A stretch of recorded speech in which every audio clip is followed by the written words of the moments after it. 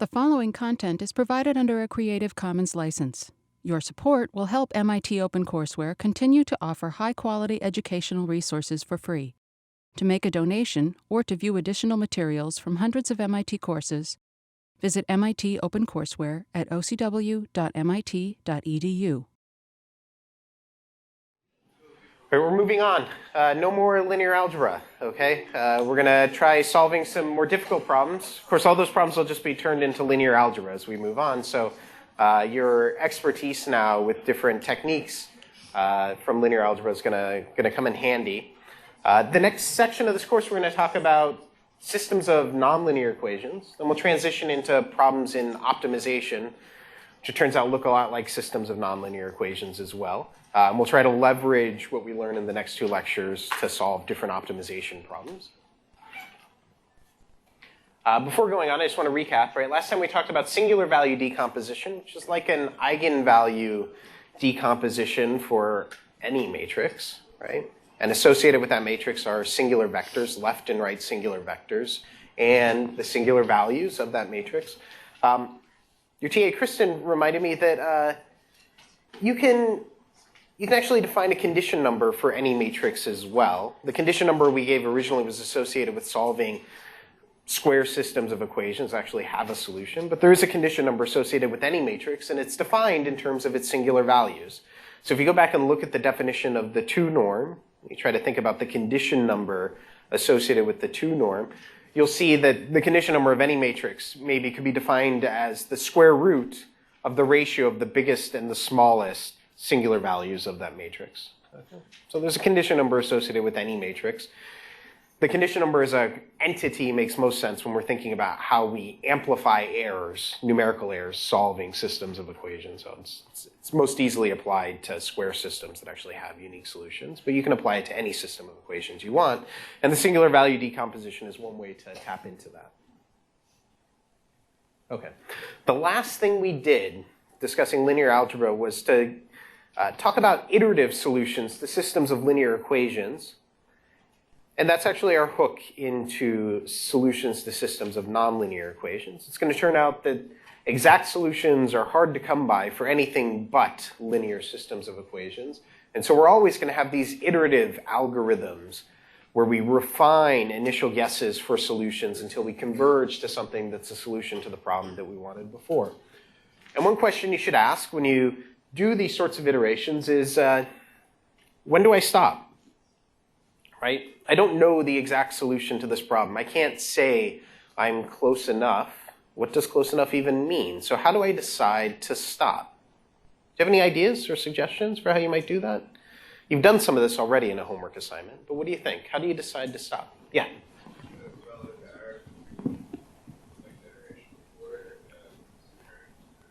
Okay, so this is one suggestion, right? Look at my current iteration and my next iteration and ask how far apart are these two numbers, right? If they're sufficiently far apart, it seems like I've got some more steps to make before I converge to my solution. And if they're sufficiently close together, the steps I'm taking are small enough that I might be happy accepting this solution as a good approximation. Okay? That's called the step norm criteria. I'll give you a formalization of that later. It's called the step norm criteria. How big are the steps that I'm taking? Okay. And are they sufficiently small that I don't care about any future steps? Okay. Another suggestion. Yeah. And actually do it with absolute and relative error is because we did that for homework. I tried to do it with relative error. Yes. And when you go really bad initial guesses. Yes. Yes. I will show you a definition of the step norm criteria that integrates both relative and absolute error into the definition. And we'll see why. Okay. One problem may be, what if the solution I'm trying to converge to is 0, right? How do you define the relative error with respect to the number 0, right? There isn't one. There's only absolute error when you're trying to converge to 0. So you may want to have some measure of both absolute and relative step size in order to determine whether you're converged. Is that the only way to do it, though? Have any ideas, alternative proposals for deciding convergence? The residual. Okay, what's the residual? Good. Okay, so we asked how good a solution we can ask how good a solution is this value that we've converged to by putting it back into the original system of equations and asking how far out of balance are we, right? I take my best guess for a solution x, I multiply it by a, and I subtract b. We call that the residual, right? And is the residual sufficiently converged or not, right? If it's small enough in magnitude, then we would say, okay, maybe we're sufficiently close to the solution, right? If it's too big, then we say, okay, let's iterate some more until we get there. That is called the function norm criterion, okay? We're going to talk about these in detail as applied to systems of nonlinear equations, but these same criteria apply to all iterative processes. Neither is preferred over the other. You don't know the exact solution. You have no way of measuring how close or far away you are from the exact solution. So usually you use as many tools as possible to try to judge how good your approximation is. But you don't know for certain. Okay? What do you do when that's the case? We haven't really talked about this in this class. You have a problem. You program it into a computer. You get a solution. Is that the end of the story? We just stop? You get a number back out, and that's the answer? How do you know you're right? How do you know? We talked about numerical error. Every calculation has a numerical error. How do you know you got the right answer?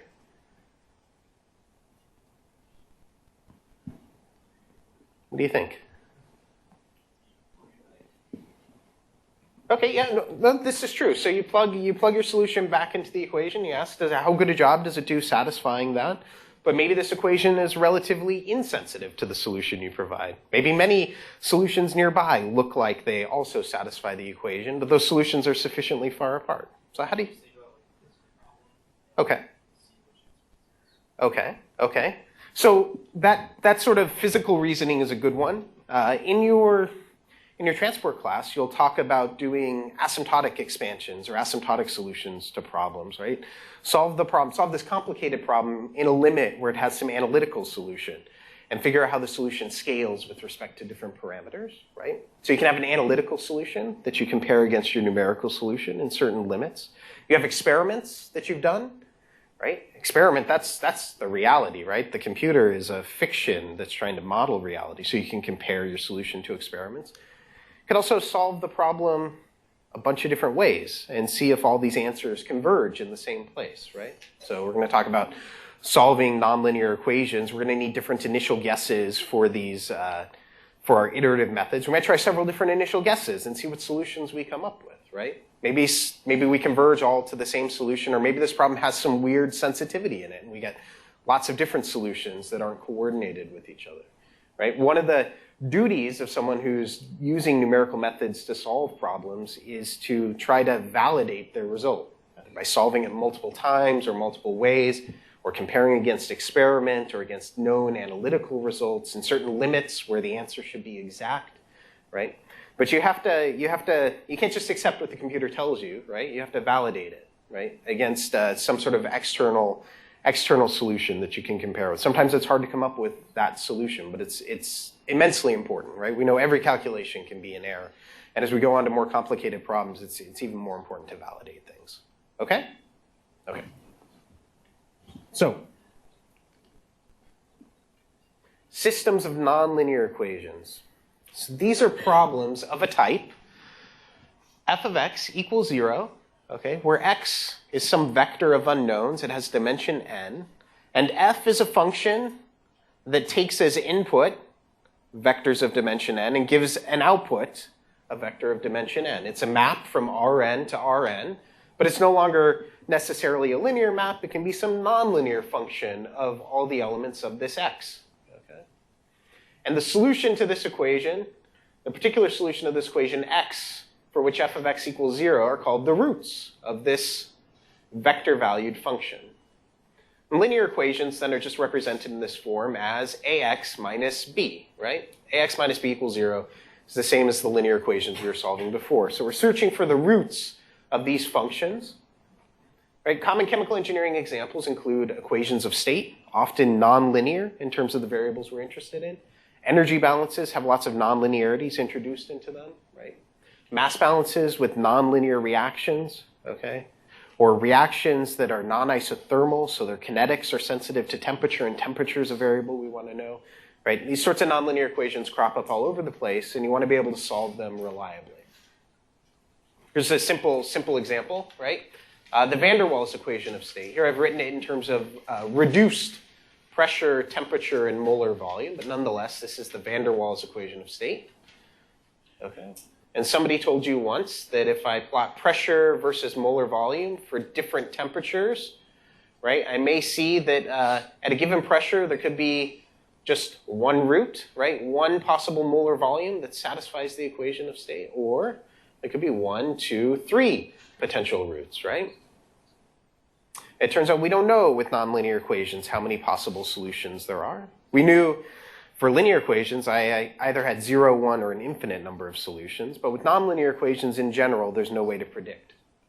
This problem can be transformed into a polynomial, and polynomials are one of the few nonlinear equations where we know how to bound the possible number of solutions. So we can transform this nonlinear equation to the form I showed you before. We just move 8/3 t to the other side of this equation. We want to find the roots of this equation.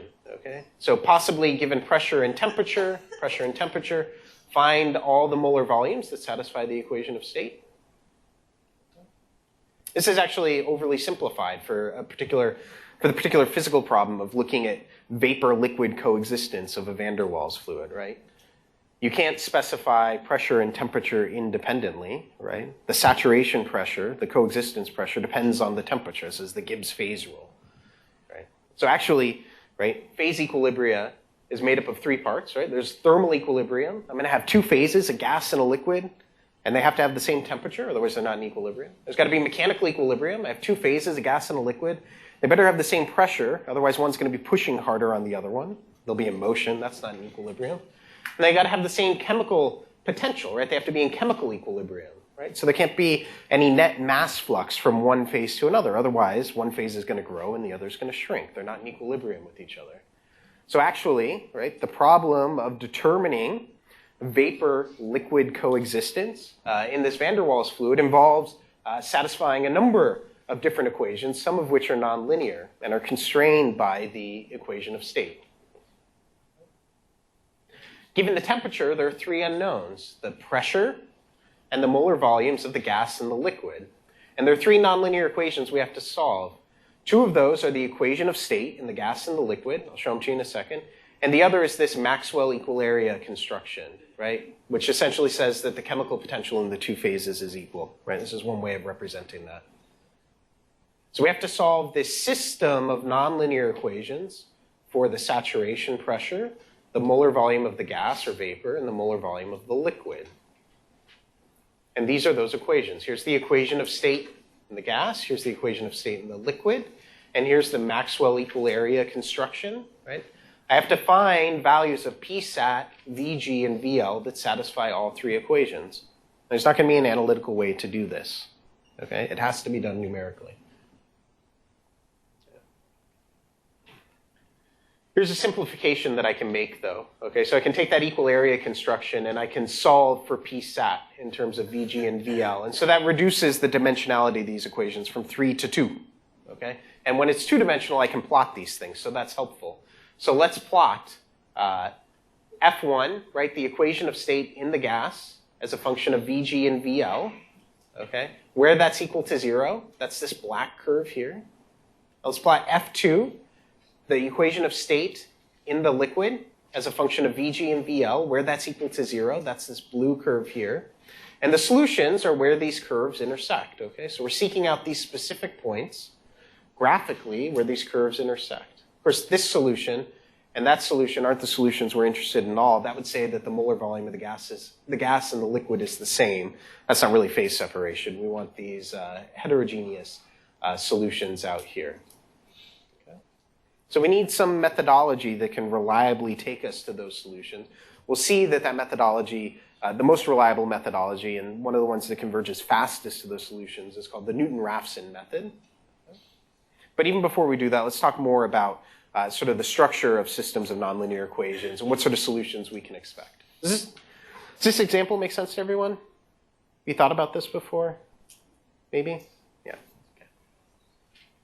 So given a function, which is a map from Rn to Rn, find the special solution x star such that f of x star equals 0. That's our task. And there could be no solutions. There could be 1 to an infinite number of locally unique solutions.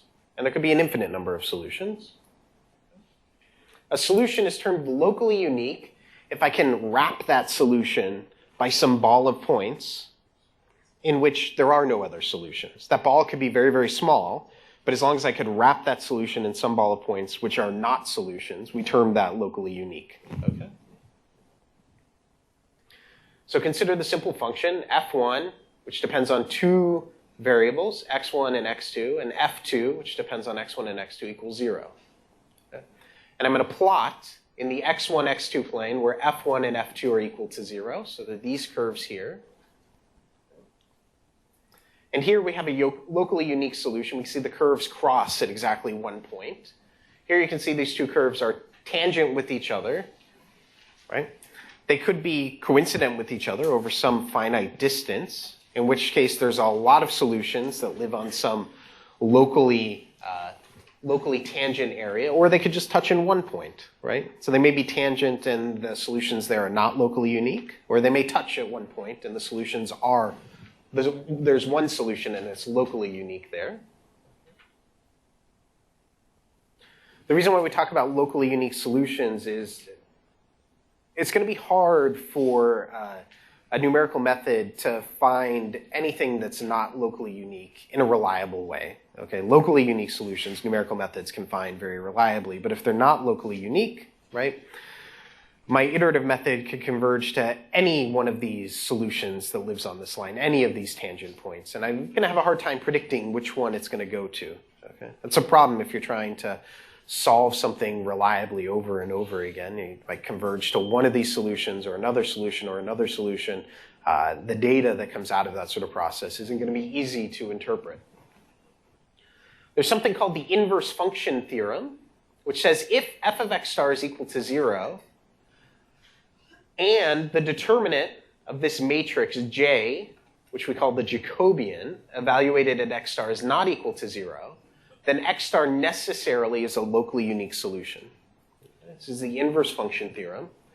The Jacobian is a matrix of the partial derivatives of f, different elements of f, with respect to different elements of x.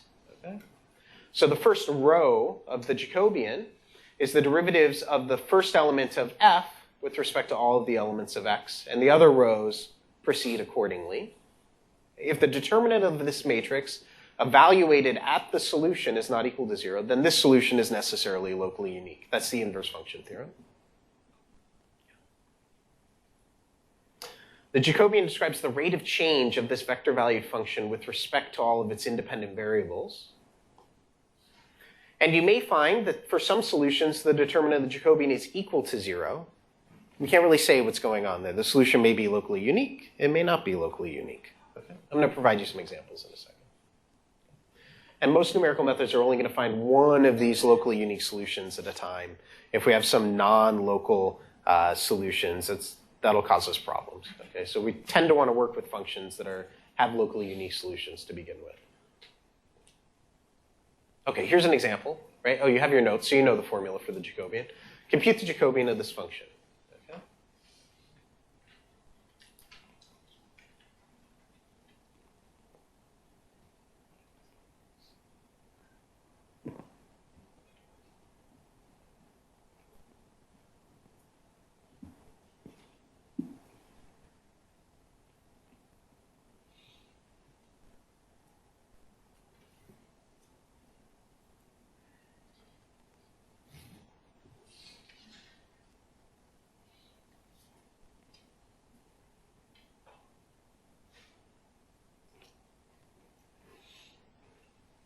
Okay?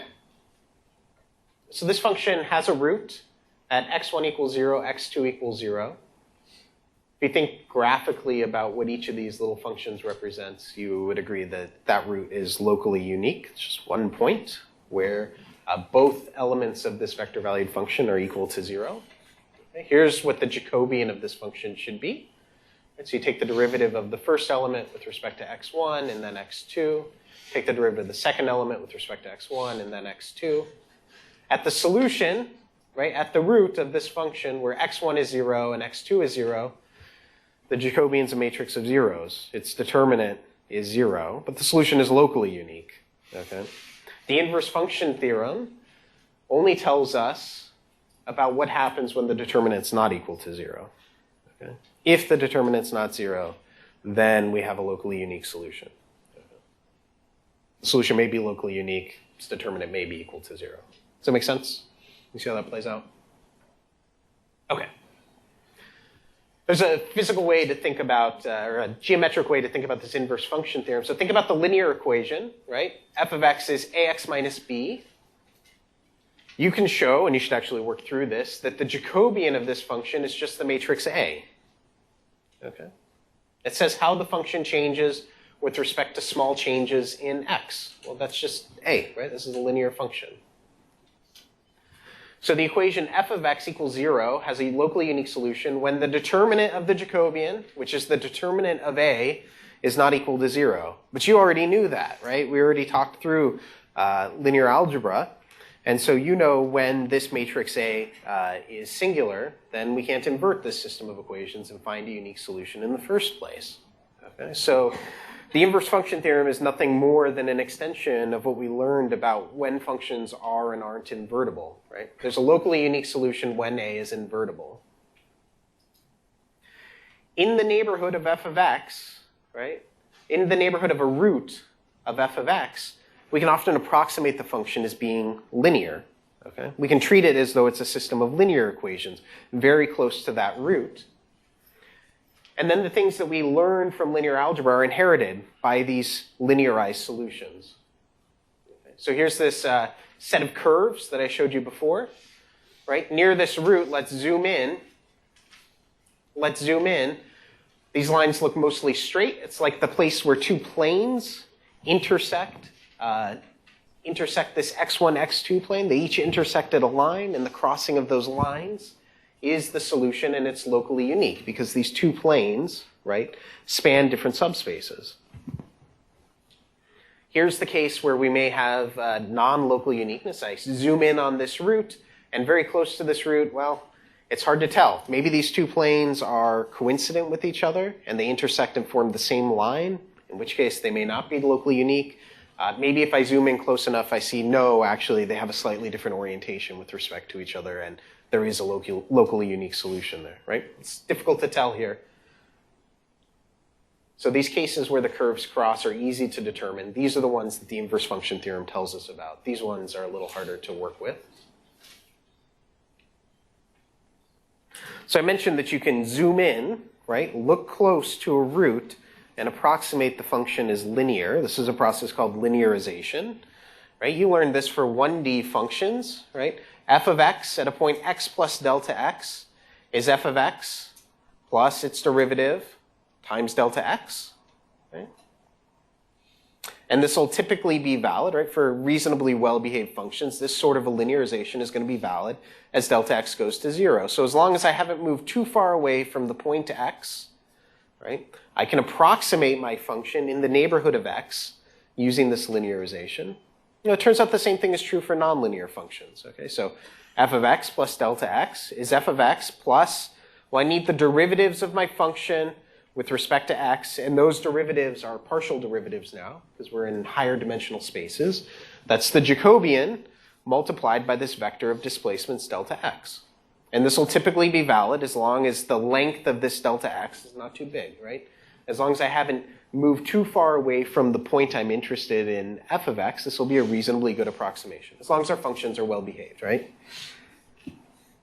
There's an error that's incurred in making these approximations, okay?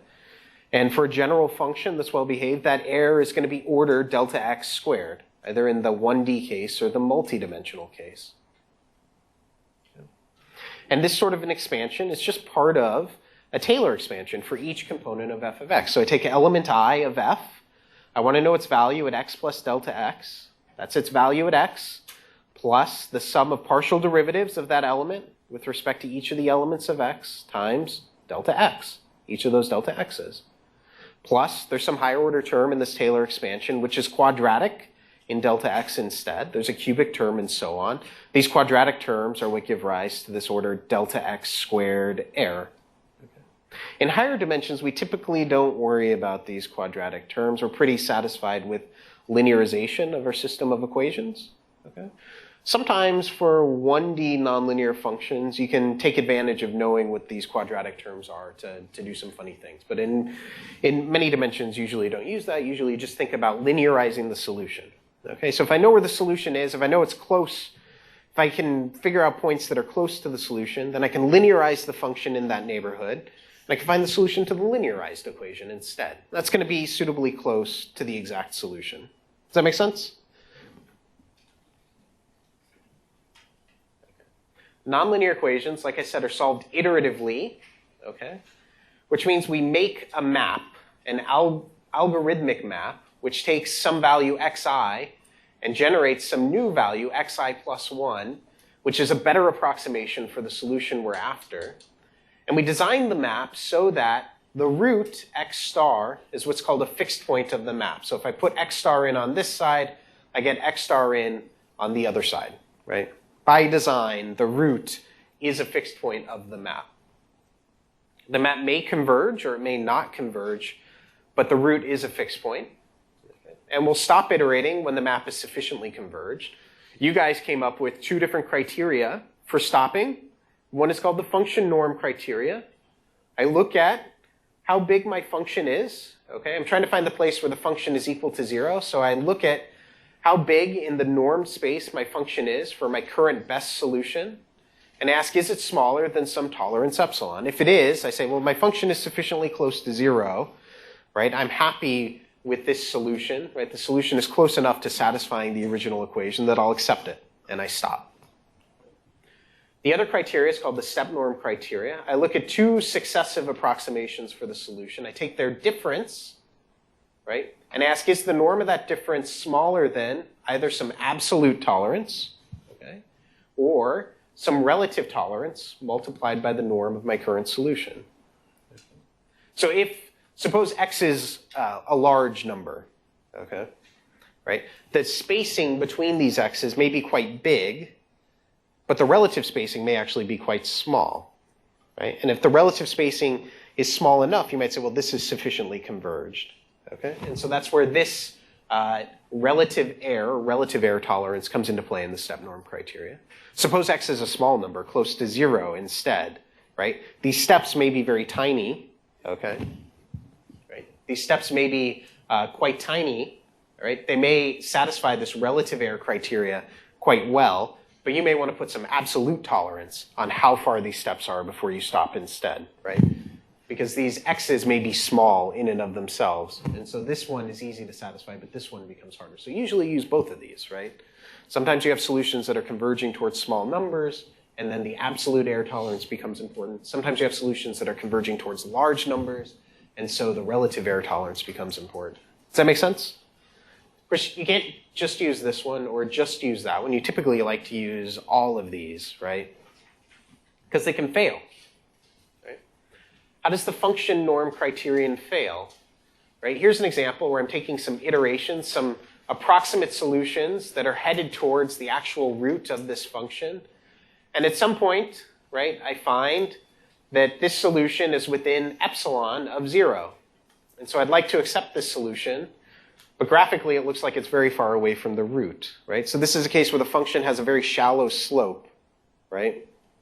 It's a very shallow slope, and the function norm criteria, not so good, really, okay? I called this a solution, but it's quite a ways away from star.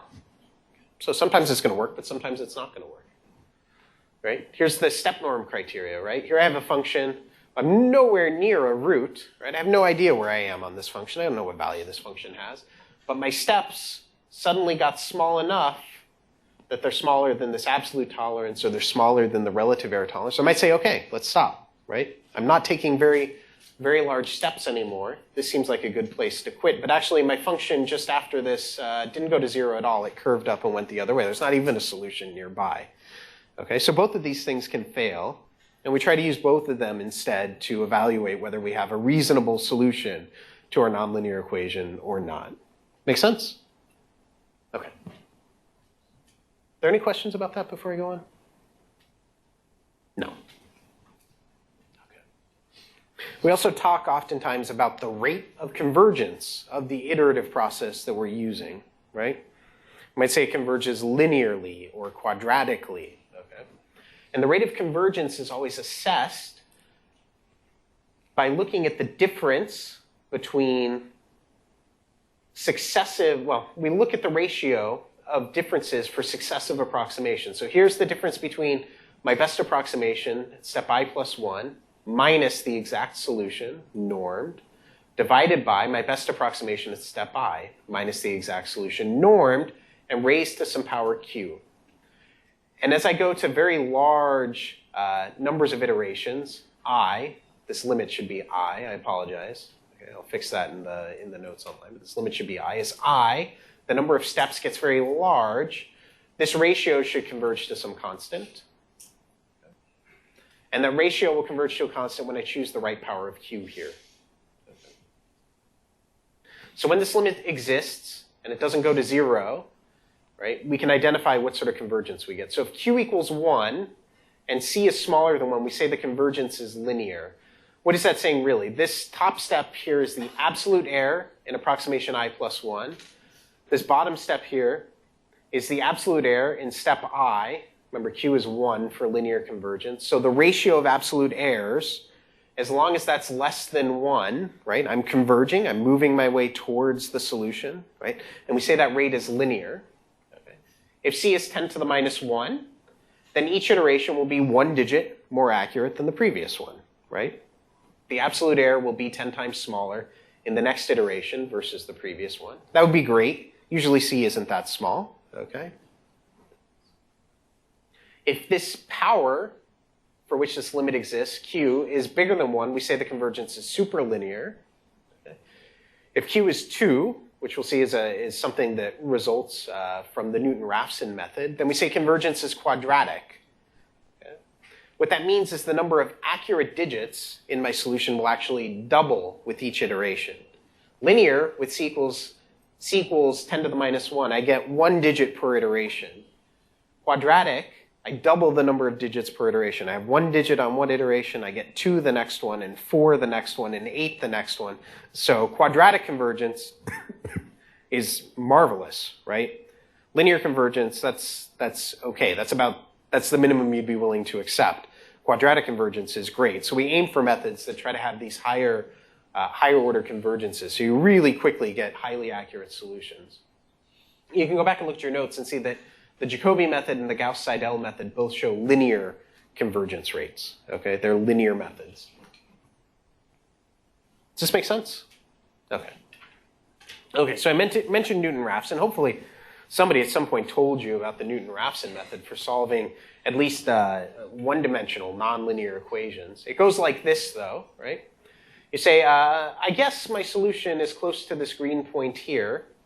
Let me linearize my function at that point and find where that linear approximation has a root, which is this next green point. And then repeat that process. Here, I find the linearization of my function, this pink arrow. I look for where that linear function has a root, and that's my next best approximation. And I repeat this process over and over, and it will reliably, under certain circumstances, converge to the root. Okay? What does that look like in terms of equations? So I linearize my function, right? So I want to approximate f of x at I plus 1 in terms of f of x at I. So it's f of x at I plus the derivative multiplied by the difference between xi plus 1 and xi. And I say, find the place where this approximation is equal to 0 and determine what the next point that I'm going to use to approximate my solution is. So I solve for xi plus 1 in terms of xi. How big of a step do I take from xi to xi plus 1? It's this big. It's the ratio of the function to its derivative at xi. Okay? The derivative does a job of telling me which direction I should step in, right? Derivative gives me directionality, and this ratio here tells me the magnitude of the step. Okay. The magnitudes, you know, they're not very good oftentimes because these functions that we're trying to solve aren't very linear, right? Usually they're highly nonlinear. What's really helpful is getting the direction right, right? You could go right, you could go left. Only one of those ways is getting you to the root, right? Newton-Raphson has this advantage. It always points you in the right direction. Okay? Of course, you can do this in any number of dimensions, not just one dimension, right? So you can approximate your function as linear. F of xi plus 1 is approximately 0. And then let's take our linearized version of the function and let's find, okay, where it's equal to 0. Sometimes what's done is to replace this difference xi plus 1 minus xi with an unknown vector di, right, which is the step size. How big a step am I going to take from xi to xi plus 1? And so we solve this equation for the displacement di, right? Move f to the other side. So you have Jacobian times di is minus f. And solve. Di is Jacobian inverse times f, right? It's just a system of linear equations. Now we know our step size. So xi plus 1 is xi plus d, or xi plus 1 is xi minus Jacobian inverse times f. The inverse of the Jacobian plays the same role as 1 over the derivative, right? It's telling us what direction to step in this multidimensional space. And this solution to the system of equations, right, is giving us a magnitude of the step that's good, not great, but is taking us closer and closer to the root. So this is the Newton-Raphson method applied to a system of nonlinear equations. This is really the way you want to solve these sorts of problems. Doesn't always work, right? Things can go wrong. What sorts of things go wrong here? Can you guess? Yeah. Okay, this is good. So in the 1D problem, sometimes the Newton-Raphson method can get stuck, okay? So it won't have good, necessarily global convergence properties. If you have a bad initial guess, it might get stuck someplace and the iterates won't converge. That can be true. What else can go wrong? Good, so if your derivative is 0, that's going to be problematic. What's the multidimensional equivalent of the derivative being 0? What's that?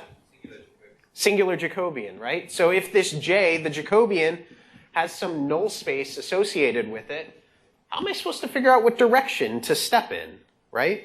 There's some arbitrariness associated with the solution of this system of equations. Okay, so the derivative is 0 in the 1D example. That's a problem, right? That problem gets a little fuzzier, but is still a big problem when we try to solve for the step size, or the step, the Newton-Raphson step, okay? You may not be able to do this, okay? You don't run into this very often, but you can from time to time. One place where this is going to happen is if we have a non-locally unique solution, right? When we have one of those, we know the determinant of the Jacobian at that point is going to be 0. Okay? If we're close to those solutions, well, the determinant of the Jacobian is going to be close to 0, right? You might expect that this system of equations you have to solve becomes ill-conditioned, right? So even though there may be an exact solution for all the steps leading up to that point, the equations may become ill-conditioned. You may not be able to reliably find those solutions with your computer either.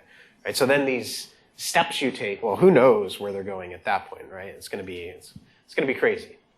Okay? There are ways of fixing all of these problems. Let's do an example. This is a geometry example, but you can write it as a system of nonlinear equations as well. So we have two circles, okay? Circle F1, circle F2 in the x1, x2 plane. They satisfy these are the locus of points that satisfy the equation F1 of x1 and x2 equals 0. This is the equation for one circle, and this is the equation for the other circle. And we want the solution. We want the roots of this vector-valued function f for vector-valued x. And those are the intercepts between these two circles. You're going to do it using Newton-Raphson. Okay, so you're going to need to know the Jacobian. So compute the Jacobian of this function. This is practice, right? Maybe most of you know how to compute a Jacobian, but some people haven't done it before, so it's always good to make sure you remember that the first row of the Jacobian is the derivatives of the first element of f, and later rows are later elements. You don't want the transpose of the Jacobian, then it won't work.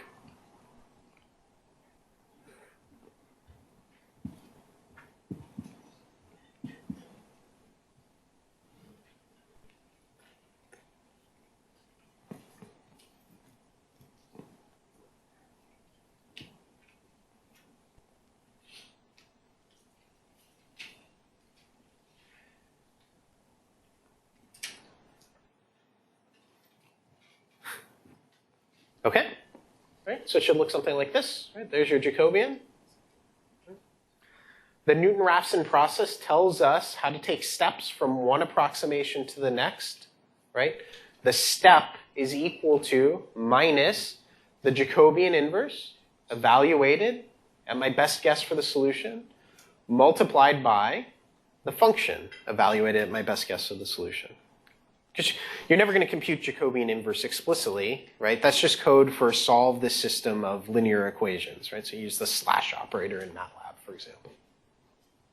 And here you go, I had an initial guess for the solution, right? Iterate 0 at -1, 3. This is somewhere outside the circles, pretty far away from the solutions. But I do my Newton-Raphson steps. I iterate on. And after 4 steps, okay, you can see that the step size in absolute value is order 10 to the -3. The function norm is order 10 to the -3 as well. Well, maybe order 10 to the -2, but it's getting down there, right? These things are decreasing pretty quickly. And I move to a point that you'll see is pretty close to the solution. Okay. Now here's some things you need to know about Newton-Raphson. You'll want to think carefully about as we go forward. So it possesses a local convergence property. I'm going to illustrate that graphically for you. Okay. So here I didn't solve the problem once. Okay, I solved it, I don't know, 10,000 times. And I chose different initial points to start iterating with. Right here, -1, 3, that was 1 point, but I chose a whole bunch of them. And I asked, how many iterations, right? How many steps did my Newton-Raphson method have to take before it got sufficiently close to either this root here or this root there? Okay. I don't remember what the convergence criterion was. It doesn't really matter, but there was some 10 to the -3 or 10 to the -5 or 10 to the -8 convergence criterion that I made sure the Newton-Raphson method hit in both the function norm and step norm cases. And then if the color on this map is blue, okay, the solution converged to this star in the blue zone. If the color is orange, the solution converged to this star in the orange zone. And if the color is light, it didn't take so many iterations to converge. And as the color gets darker, it takes more and more iterations to converge. Okay? So that's the picture, that's this map. I solved it a bunch of times, and then I mapped out how many iterations did it take me to converge to different solutions. So you can see if I start close to the solution, the color's really light. It doesn't take very many iterations to get there. And the further away I move in this direction, it still doesn't seem like it takes so many iterations to get there either. I need a good initial guess, okay? I want to be close to where I think the solution is. But as long as I'm over here somewhere, I do pretty well. And the same is true on the other side, because this problem is symmetric. There's a line down the middle here, and along this line, the determinant of the Jacobian is equal to 0. Okay. So we talked about these points with the Newton-Raphson method. And if I pick initial guesses sufficiently close to this line, you can see the color gets darker and darker. The number of iterations required to converge to the solution goes way up. Now, the Newton-Raphson method possesses a local convergence property, which means if I have a locally unique solution, right, there's always going to be some neighborhood around that solution for which the determinant of the Jacobian is not equal to 0. And in that neighborhood, I can guarantee that this iterative process will eventually reach the solution. That's pretty good, okay? That's handy, right? These iterates could go anywhere. How do you know you're getting to a solution, right? You're going to waste your time or you're going to get there. So it has this local convergence property associated with it, which is nice. But it'll break down as I get to places where the determinant of the Jacobian is equal to 0, right? So there could be a zone. It's not in this problem. There could be a zone, for example, where like a ring on which the determinant of the Jacobian is equal to 0. And if I take a guess inside that ring, who knows where that solution is going to go to? It could be something like Sam said, where the iterative method just bounces around inside that ring and never converges, okay? But when I have roots that are locally unique and I start with good guesses close to those roots, I can guarantee the Newton-Raphson method will converge. I'll show you next time that not only does it converge, but it also converges quadratically. So you start sufficiently close to the solution, you get to double the number of accurate digits at each iteration. You can sort of see that happening here. Okay, so I had 1 accurate digit, now I have 2. The next iteration I'll have 4, and so on, right? The number of accurate digits is going to double at each iteration. Okay, so that's going to conclude for today. Next time we'll talk about how to fix these problems with the Newton-Raphson method. So there are going to be cases where the convergence is an ideal, okay, where we can improve things. There are going to be cases where we don't want to compute the Jacobian or the Jacobian inverse, and we can improve the method. Thanks.